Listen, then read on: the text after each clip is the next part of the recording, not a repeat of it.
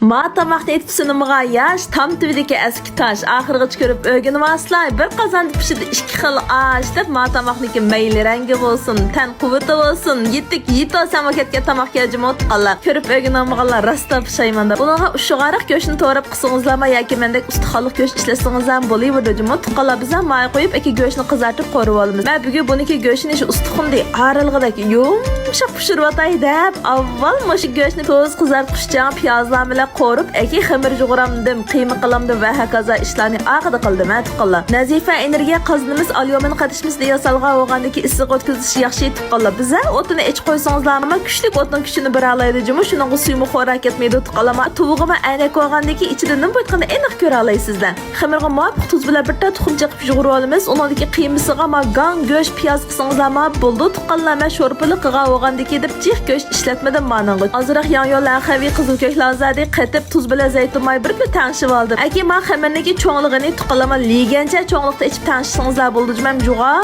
çöpçör bençlekide qilavermenize yebe kichik ma boqamıga ma çapakça voqası bolmaydı ma amda tügülmey qaldı. Mani körüp es qılgansızlar belkim çöpçör mantı tükkende jiq assa jiq çıraylık cumam mani göşlerimiz ve pişip tayyavatı ziyada suyunu maylı qaraq yerine alavergendiki bir qismini eki heli ma say türmellerini sakitip üstüge bu koyumuz rengin çıraylı qilish üçün tam kirgizish üçün yen bir qismini olsa dümlay kitip taksiga ağıcı qazan qoyup anadaki taksiga alamiz üçün şunun ola eki say suyları muat qaladı ve mey buldu diye. Bunu tuqala agar mening boş qazını işlesiniz en boş otta 12 minut dümlaysizlar agar bosh qazalas balkim o'tiral o't qilishingizlar mumkin. Qarangizlar ma tamaqning go'y saylari anda tamlik turmallari anda hamma suyi shunchalik payzijim. Qanam semit qadrim sizlarga yo'l to'zirak belgilanib saqlag'ach qilib